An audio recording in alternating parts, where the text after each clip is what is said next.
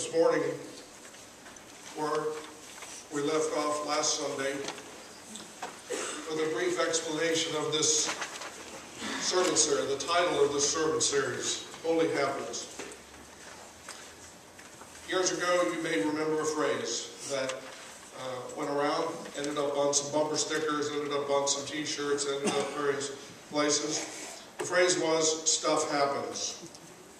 Now, I've changed a word in that phrase, and you know what word I've changed.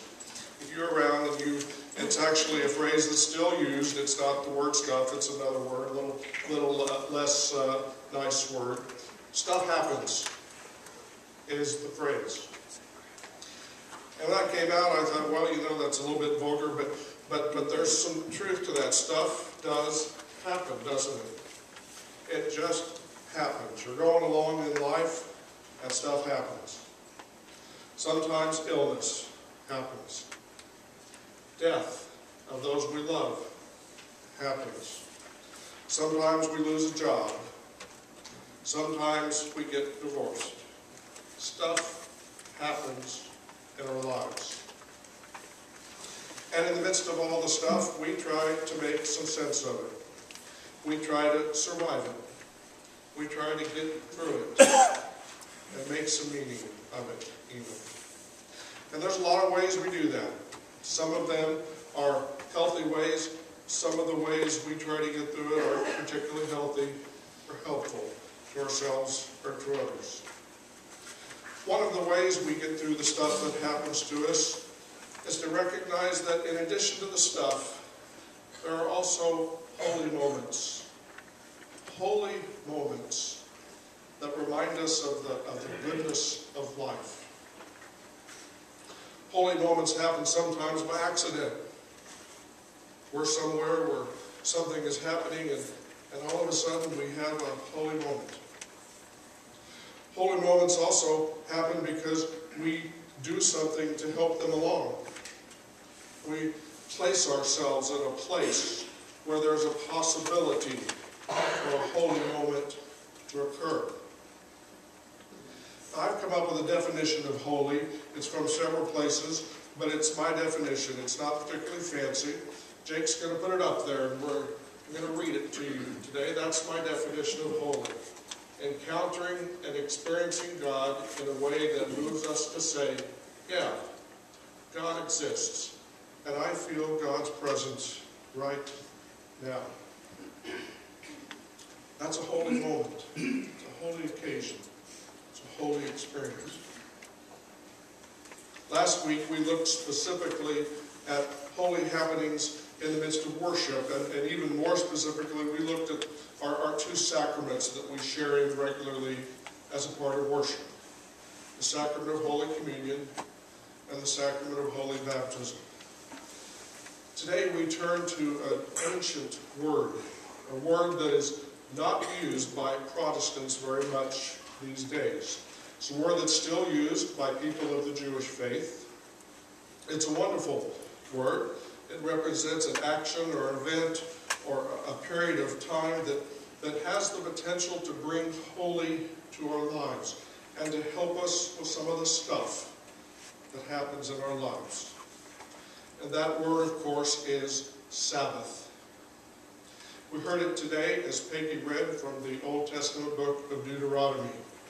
It's used around the discussion about the Ten Commandments.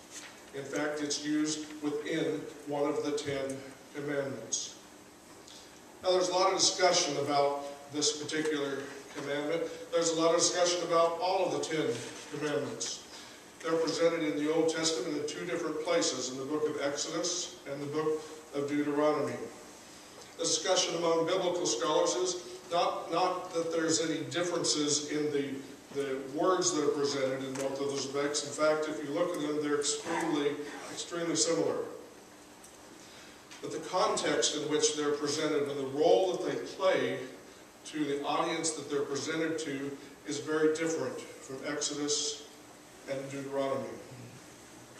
In Exodus, we find an emphasis on keeping the Sabbath holy because it's a part of the creation account that's shared in Genesis. You remember that account? There was a lot of things that happened the first day, and what did God do the seventh day? The seventh day, God rested. But in Deuteronomy, we see a different emphasis. In Deuteronomy, we see the importance of the Sabbath and a reminder to the ancient people saying, honor the Sabbath, observe the Sabbath, because God has done something good in your life. God has freed you from slavery. God interceded. God acted on your behalf. And the seventh day is a day that you can pause to give God thanks for what God has done in your life. It is a day that you can stop amidst all of the stuff that's happening and say, thank you, God, for what you have done in the midst of all the stuff. So we turn to today, and these ancient words of the 10 Commandments, and we ask the question, how in the world do these ancient words still speak to us today?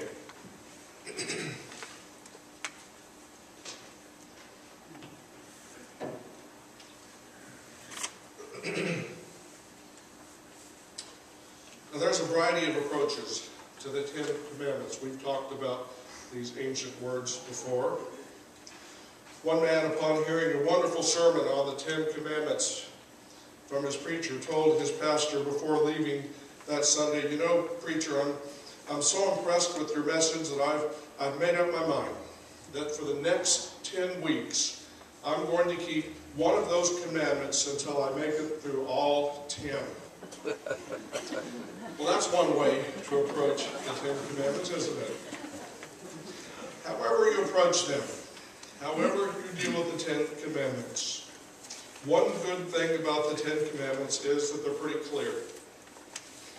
You can argue with them, you can break them, you can disagree with them, but they give you something pretty clear and pretty firm to place your life against. So, commandment number 4 is the commandment we're looking at today. Observe the Sabbath and keep it holy. How do we do that? How do we do that today? How do we observe the Sabbath and keep it holy? Well, you know that there was a period in our American history when that answer was pretty simple, wasn't it? Sabbath equaled Sunday, and Sunday equaled worship and rest from work. Those were the days, weren't they? There was even laws that helped us follow that commandment. Businesses were closed down, restaurants were closed down, activities were closed down, because it was Sunday, which equaled the Sabbath. Only those essential workers in essential jobs worked on Sunday. In those days, of course, churches held worship on Sunday only. Sunday was the day you went to worship. I grew up that way. I've told you this before. That's how I spent my childhood and my teenage years on Sunday. Sunday we went to Sunday school and we went to church and then we went home. And we spent the rest of the day with family. My particular family that I spent time with most Sundays was my aunt and uncle and my cousin. They lived on a farm. We either went to the farm on Sunday or they came to our house in Topeka. We spent a day of family time and rest. I've told you before, my uncle was a farmer. Worked hard, hard-working farmer. Farmed his own farm with basically the help of his brother. They had a pretty large farming operation. And I know that on Sundays my uncle did some essential chores in the morning and he did some essential chores in the evening, but he did not work on Sunday. He literally did not work. And it was because of this commandment. He said, I've got work to do, I could be out plowing, I could be doing lots of things. I'm not going to work on Sunday. Schools were certainly closed on Sundays.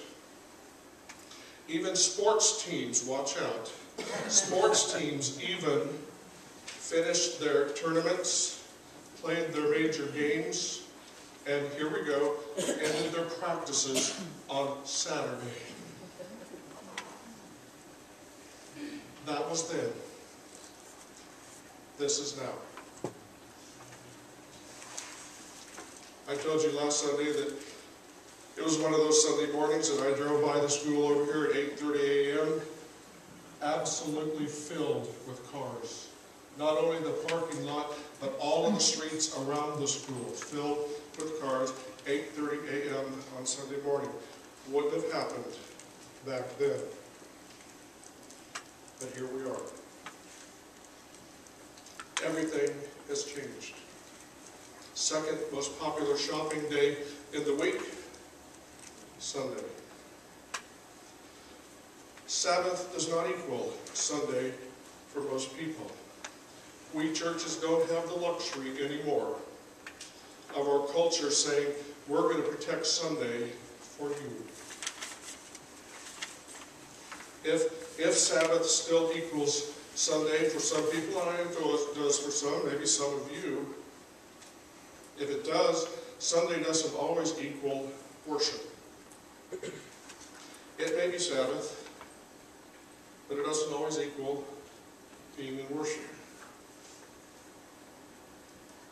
Now let's look a little closer at what exactly the writer of Deuteronomy is telling us when he says, observe the Sabbath and keep it holy. First, he's saying, find a period of time when you don't work. Find a period of time where you don't work. You hear that, all of you workaholics? Find the time when you don't work and rest.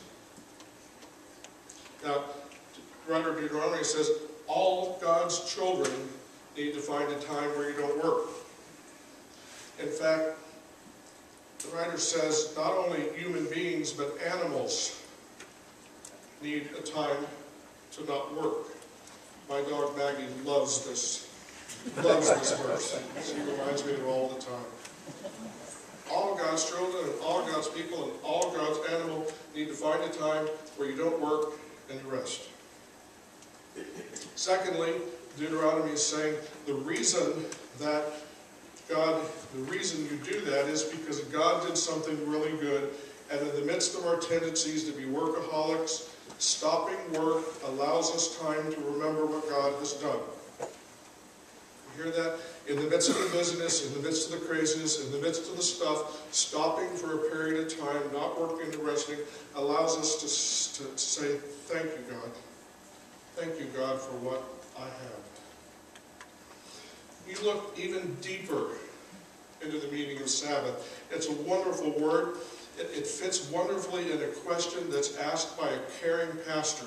A pastor who is not trying to guilt people about not being in worship on Sunday, but a pastor who really cares and asks the question, are you finding Sabbath in your life? Are you finding rest and renewal? Are you finding time in your lives to simply stop and pause and soak up God's healing, God's comforting, God's refreshing presence?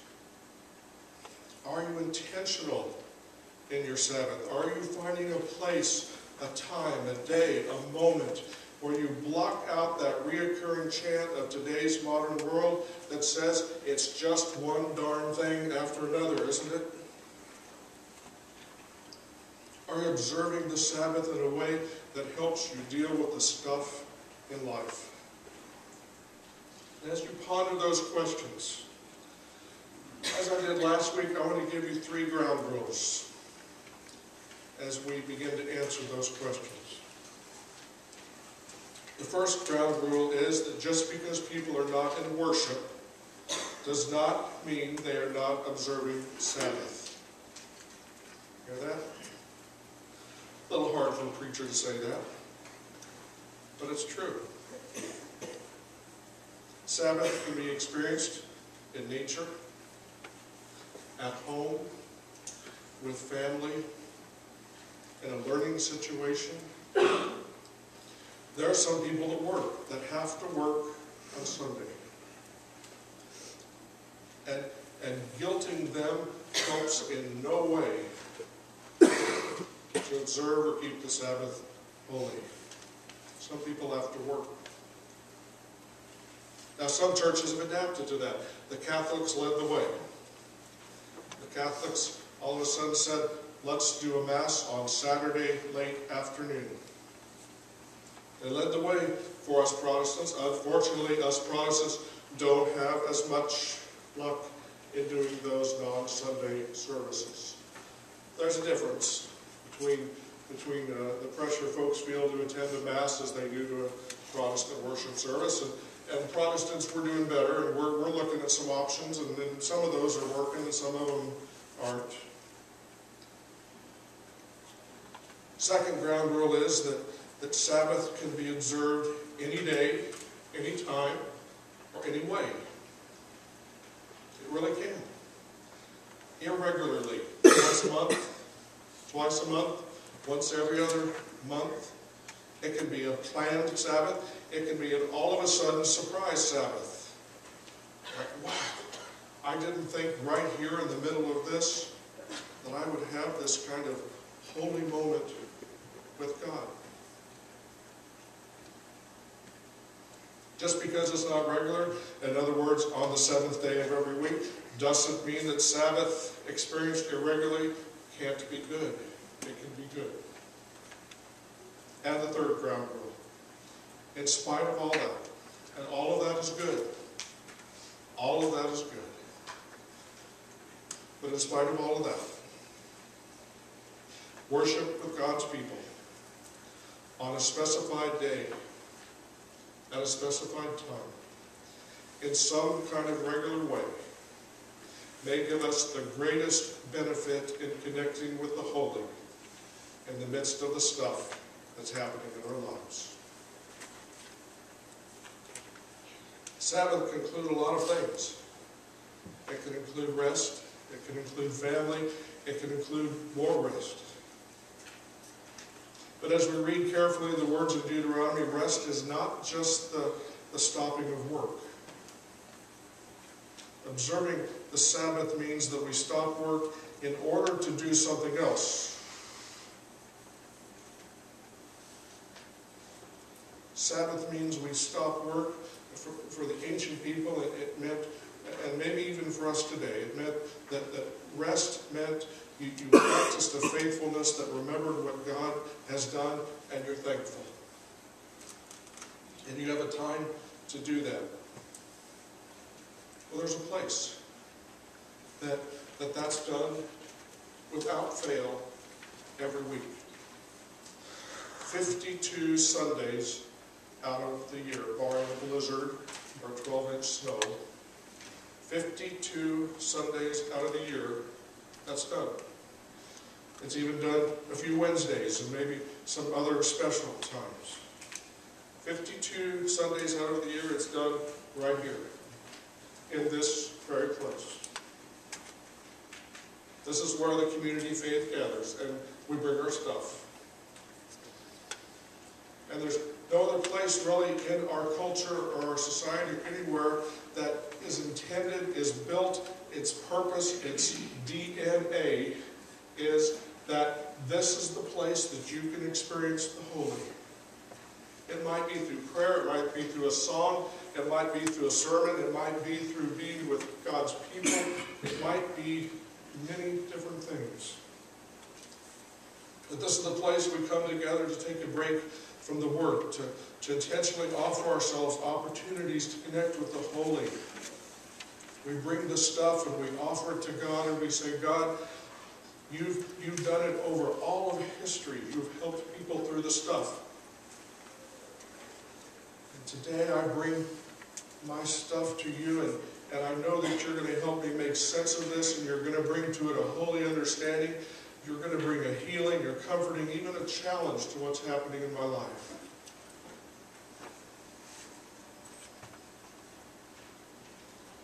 The term holy is rooted in a word that means wholeness and health. I used to have people come up to me pretty regularly and say, you know, Pastor, when I miss coming to church and to worship on Sunday, my week just doesn't feel right. I used to have a lot of people say that to me. And I never pushed it, I just accepted that and said, yeah. But I understand it now that what they're talking about is balance. In the midst of the craziness, in the midst of the stuff, that there is a balance to life that happens when you regularly help those holy moments happen. And I worry about people of faith that don't engage in that kind of regular opportunity, and I worry about them, and I worry about their days and their weeks, and I worry about the stuff. Temptations to avoid the Sabbath are great. They are incredibly powerful today. I think they are much more powerful than they were for the ancient people. And the ancient people must have had a hard time with it too, because the commandment says, observe the Sabbath, keep it holy. I want to end this morning with the story of a mother and a son.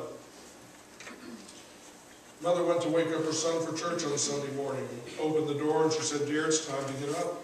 It's time to go to church. It's Sunday. Son grumbled a bit and rolled over and pulled the covers over his head. And she went back up 10 minutes later and said, son, it's Sunday. It's time to go to church. You need to get up. Same kind of grumble response. She went up 5 minutes later. She was a little more direct this time. She said, son, get up. Pulled down the covers and he said, I don't want to go to church. Why do I have to go to church? Mother paused and she said, son, there's 3 reasons. First, it's Sunday morning. Second, you're 40 years old and you're too old to have this conversation with your mother. And third, you're the pastor of the church.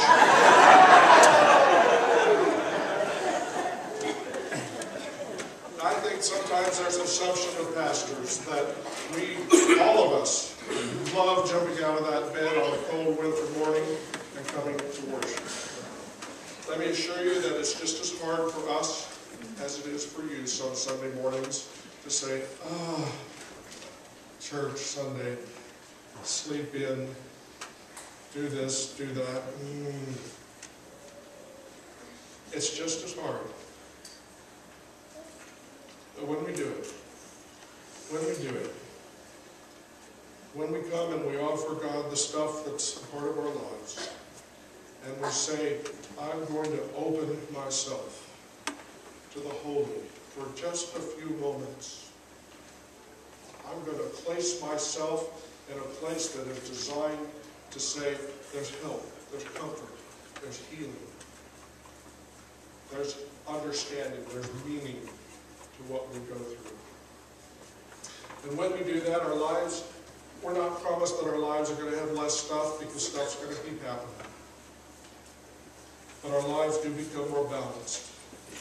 And we truly can sing with all the saints, holy, holy, holy, Lord God Almighty. Early in the morning my song shall rise to thee. Only thou art holy. There are none beside thee. All thy works shall praise thy name in earth and sky and sea. Let's sing it.